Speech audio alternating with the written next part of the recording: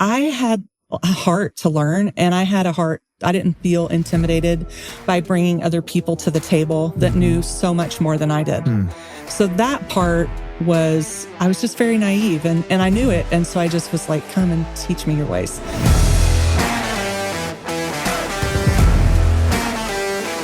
Welcome to the Work Matters podcast, where we have conversations about the purpose and practice of work. Each week, you'll want to join us to hear from different leaders in different industries and roles wrestle over how their faith intersects their work. So let's dive in. Today, I'm excited to introduce our guest, Becky Shaffer. Becky's the founder and executive director of Saving Grace NWA. Saving Grace offers hope and transformation to young women through relationships, coaching, and opportunities that empower generational change, trusting God with the outcome. Becky describes herself as a grateful daughter of the King, wife to Kent Shaffer, mama to many, with 3 grown children and multiple foster children who have been engrafted into her family. She loves sharing her redemption story, hiking, junking, and most of all, she loves Jesus. And here's a side note about Becky for those of you that want to get her a little something. Becky loves Sprite Zero and fruit. Is there anything else that you want to add to describe your life and your work in the world? I don't think so. I think you did a great job. Yeah. I love the junking part. Sounds like me. Well, I love the junking part. Yeah. So that's something that you do. Have you been junking? I haven't been junking, but I know my wife was Darrel's a junker. wife junks. Yeah. It'll change your life. After I came it'll onto change the scene, your life. so I don't know if there's a connection, but yeah. Well, I should just come and get her. Yeah, you should. We should just go on a field trip. Yeah, it would be really fun for her. Becky, thanks for being on. Yeah. We're really glad to have you. Absolutely. Thank you. So Happy glad to be here. Yeah, would you take us back and just tell us how Saving Grace came into being? Sure, absolutely. It's one of my favorite things to share. It was probably in 2006 when we were foster parents. We had been foster parents before we moved to Northwest Arkansas, about 18 years. But I grew up in the system. I aged out, and the girls that were leaving our home didn't seem to be equipped with what they needed to thrive in their lives. And so I kept thinking, how did I get this wrong? I began to pray about it, and the Lord just kind of knit together in the womb of my heart this thing called Saving Grace. Yeah. Wow. How did Kent react to that? What was the process in your discernment and how? Yeah, tell me, because this isn't alone. His version of it is very different than my version, which is, So he's a realist. He's also a 6 on the Enneagram. I'm a 2 with like 1 point from a 7. So his response to it was very realistic. Oh, that's going to take, several years to get our 501c3. It'll be several years to build a board, those kinds of things. And I'm like, well, let's just get started so we can get on it. And it happened very fast. Yeah. Now you went by pretty quick. You said you grew up in the system. I did. But this is really personal work for you. Yes. Could you just tell us a little bit more about that? Sure. So, I grew up in Mena, Arkansas, just south of here, a few hours. I had a very, just a difficult childhood. I had a mother very mentally ill, violently abusive, or completely checked out. It just depended. And school was my saving grace. My teachers, they were kind and good. And church was my saving grace. We had church bus. You don't even see church buses anymore, but the church bus is what really, they carried us to church every Sunday, every Wednesday. If there was VBS or anything like that, they did that as well. So altered my life. And then, when I was about probably 11, I started getting into trouble. Had a feisty old social worker that, I didn't like very much, but the Lord grew my heart to love her and see what she had done for me. And she, when I was about 12 years old, came and took me out of my home and took me to a place called Cookson Hills, which is in Northeast Oklahoma. And the Lord took that time to help me get to know him in a very real way. I asked him into my heart and made a decision to live for him at that time. But even then, it was difficult. Sometimes you're surrounded by people, but it's still very alone. And while some of those people are still very much part of my life, there was no permanency in that. And so I aged out when I turned 18 and graduated from high school, and went to college because I needed a place to live. Met my husband. He was very cute, very smart and responsible. Like we would be hanging out with friends and he would leave. He would just be like, I'm going to have to go because I got to go study. And I'm like, for what? Like, why? And he had a test maybe in 2 weeks, or he had a paper due the following week or whatever. And I thought, wow, he's good looking. He's smart and he's responsible. That one will do. I like him. Good. Yeah. So we've been married for almost 37 years. Oh, wow. Yeah. Yeah. Thank you. So when this got put on your heart, Mm-hmm. this is a faith moment. Yes. For you. Yes. What did you think? Okay, God, is this from you? Is this not from you? Am I making this up? Like where were you in that? So I was probably maybe 36 or so when the Lord began to knit this together in my heart. But before that, a few years before that, I went on what I call a forgiveness journey to forgive the painful, painful things, done by hands that were meant to protect me as a child. Okay. Didn't realize that's what I was doing, but it altered so much of my existence. Right. And when one of those people, my mother, did something to intentionally hurt me after I had done that, and I wasn't able to pull up anything from my past that she had done to add to the offense in the moment, I knew I had truly forgiven her. Oh, wow. And it was powerful. And so by the time I was 37, the Lord and I had this sweet and tender relationship. And so I knew what I was supposed to do. I had no doubt about my assignment. Wow. Yeah. A forgiveness journey. Yeah. I think that's applicable for everyone. Oh, for sure. To go through. And then to go through that and that deepen your intimacy with God is powerful. And I love, I saw one of your videos where you talked about water. Yeah. You talked about the animals at the farm and how that really helps in the healing process of the soul. So talk more about that. Sure.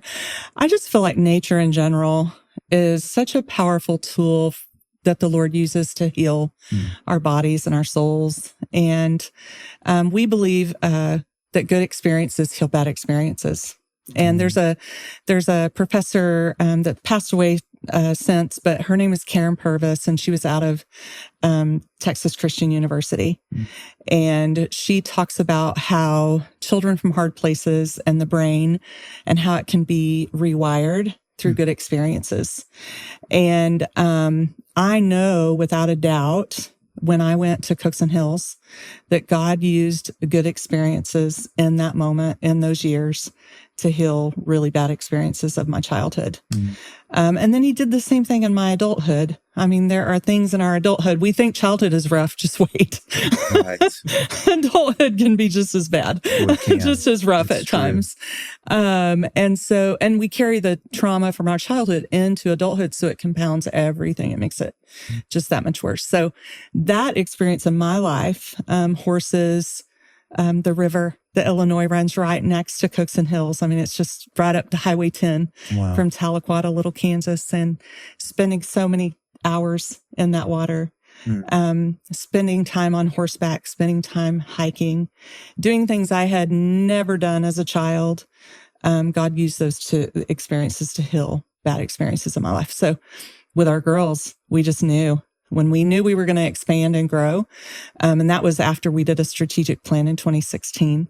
And we started out at a little convent space in Rogers with Saving Grace and moved to a farm that's 50 acres. And have you seen how have the participants responded to the horses, to the chickens, to the water, to the swing? Yeah. The swing that's a powerful one. Yeah. And what's so powerful about that swing? It's hanging in an oak tree by the pond.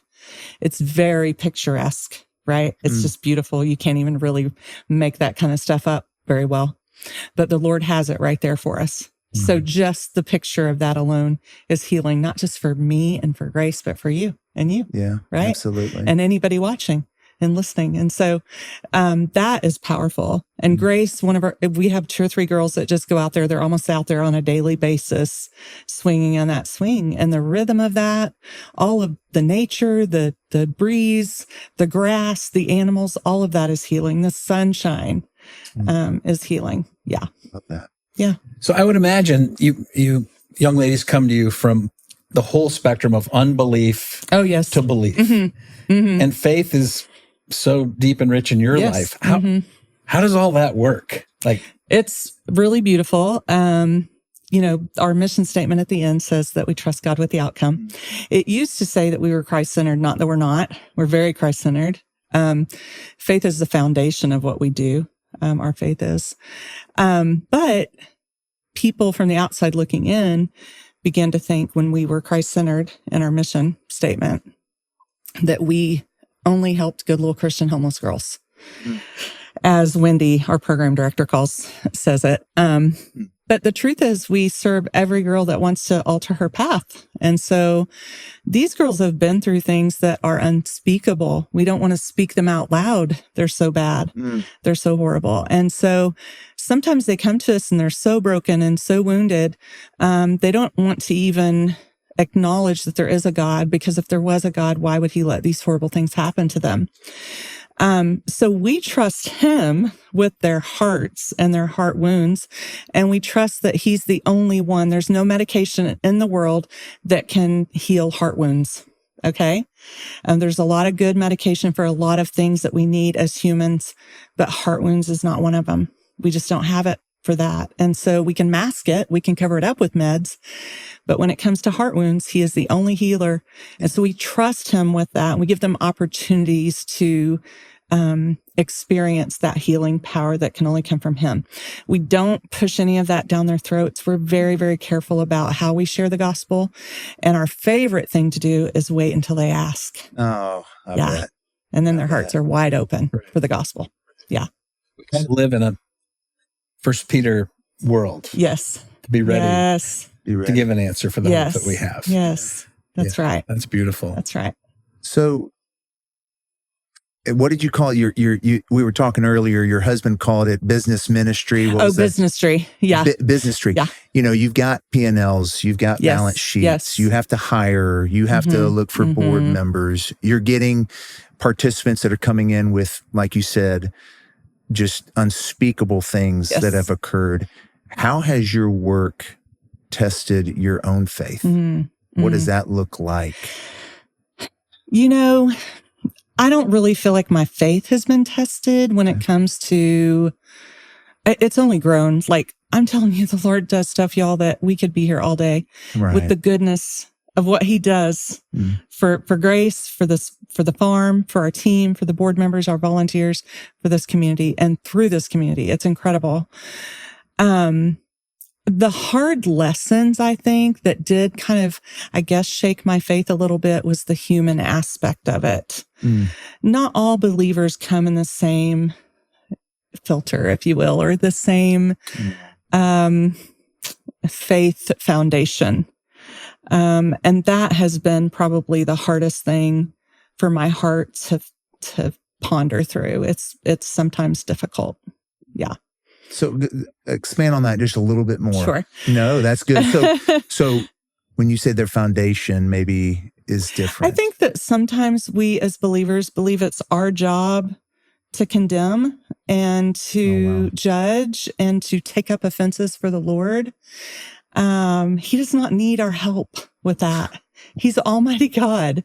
We're called to love. We're called to love others as we love ourselves, which means we're also supposed to love ourselves. We don't do that very well. True. And we're supposed to love him with all our heart, mind, and soul. And sometimes I think there's a naive perspective. And when people come in and want to be near those girls, and they come in with an attitude of, I'm going to whip these girls into shape and we're going to get the Bible out. And we're very cautious about that. Yeah. Very careful about it. Yeah. Yeah. Yeah. I just think about the intensity of the work you do. Because you're right on the front line. Yeah. Right. What is pure religion? Yeah. The orphans and the the widows. You're right there. So how do you take care of yourself? How do you help your team take care of themselves where you're serving out of more of a full bucket than an empty one? We, it's difficult because self-care and soul care are two different things.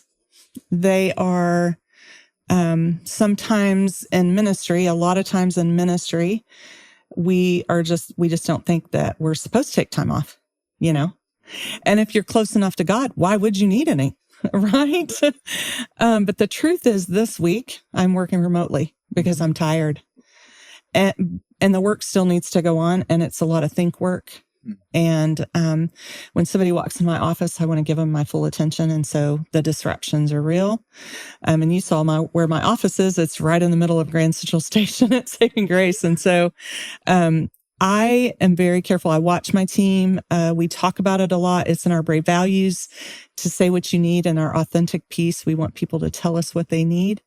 And sometimes that's working remotely. Sometimes that's an extra day of PTO because that's just what they need, or a 4-day weekend. And so we're very intentional about that. And people are required to take their PTO. Good. Yeah. That's really good. Yeah. So I just read, I think on LinkedIn, one of the posts from Saving Grace, and it said that you had a recent participant, Grace, who was officially moved into her very first apartment. Yes. Earned her BS in film and a minor in creative writing. Yes. Attended driving academy, got her license, saved $7,000 and bought her first car. Yes. And began her career in the public school system. Yeah. So when I read that about Grace, and you know Grace really well, obviously, when you hear that life transformation, what happens in you? What's so beautiful about all that is those girls don't understand how we look up to them. Like they have come in with literally a sack of belongings. They've either been sleeping in shelters, on someone's couch, in their car. And I have to be careful how much story I tell because it's really theirs to tell. Sometimes they sleep in the parking lot. When we were at the convent in Rogers, they would sleep in the parking lot in their car the day before their interview with us.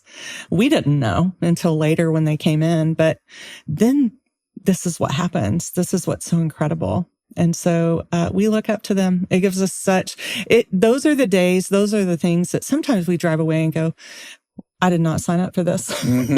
This stuff's heavy. It's hard. It's exhausting. We tell people when they want to get involved, just get ready to roll your sleeves up, get your hands dirty and your heart broken, because that's what's going to happen. So when we see this happen with Grace and she's thriving, we're just super proud. We have a little girl right now in welding school, and she's found her niche. Wow, that's great. We have another one that's now attempting a second time to get into nursing school at NWAC. I mean, there's so much grit. We want grit and curiosity. That's all we ask. Grit and curiosity. Yeah. I love that. That's great. Yeah. Yeah. That, and that kind of makes sense of why we wanted to talk to you. Just what work does for someone that, because I don't know, but I would guess, there might not have been a strong work ethic modeled, or some of the pain that they carry just kind of sidetrack some of those things that God had already put in them. Just when someone shows up or when they arrive and start to get oriented, is work a part of getting to the story we just heard? When they first come in, there's so much dignity in work first. Let me just say that. So much dignity. I remember as a child, Ronald Reagan won the election. And as a child, I had heard when he won the election, he was taking away welfare. And so it was like terrifying as a child that, we lived off of it. And what happened was my mother had to go to work to get her welfare. Do you know the abuse stopped the summer she went to work? Oh, wow. Because she had purpose. Right. And there's dignity in work. And so when the girls first come into our program, we actually don't allow them to have jobs. They don't have anything that, they work at McDonald's. If they do have a job, it's nothing major. And so we want them to take time to get their minds, bodies, and souls into a new rhythm, go to the doctor, get their teeth checked, their eyes checked, get counseling, all of those things. And then we require that they get a job. Yeah. I love that. I love work is dignifying. It is. The desire to be useful is in all of us. Yeah. And sometimes we just have to help create the space for them to do that, which is what you've done. Right. You've given them permission and the space to find where can they be useful in the world and for the kingdom through the work that they're doing. I mean, this young lady is just started in the public school system. Yeah. I mean, that's a great place to be She's working. a little scary behind the wheel of a car. I'm not. Grace, We're that's getting there. okay. That's all right, Grace. I love it. But on the tour that you gave me, they have chores. Yeah. Yeah. So that type of work, I think it's good for us in the work world to remember that God has purpose for all work. Yes. And whether it's taking your turn gathering eggs or caring for the horses, you're kind of already helping them to experience the dignity of work. That's right. That's really beautiful. Thank you. It is. So part of the conversation we wanted to have with you as well is you're a visionary. God's given you this gift. You're a leader. God's given you this gift as well. When over your years leading Saving Grace, what has God taught you about the posture of a leader's heart? How does faith, your work, and the posture of your heart, how does that help you be a good leader? I was a foster mom for 18 years before I started Saving Grace. So if I'm really honest with you, I didn't know what I was doing. I didn't understand how to lead a team. I didn't understand how to lead an organization. But I don't know if it was due to just this, deep lack of understanding of what all that was and knowing that I didn't know. I had a heart to learn, and I had a heart. I didn't feel intimidated by bringing other people to the table that knew so much more than I did. So that part I was just very naive and I knew it. And so I just was like, come and teach me your ways, come and be a part of this. And so that part, I learned just by doing, and I made a lot of mistakes. If you ask my team over the years that I've had people on and off the team. I struggled in some areas deeply, mostly, but not because I wasn't willing to do the work with them, but mostly because I didn't always know how to go, hey, can you make sure this happens? I was a mom to a lot of kids for a long time, so I mommed people instead of led them. And so that took some time to get right. And I feel like I'm still trying to get it right. I have an incredible team. God has blessed me with incredible people that serve with me at Saving Grace. And they're smart. They're well educated. They have incredible life experiences, and they have a heart for the Lord and for grace.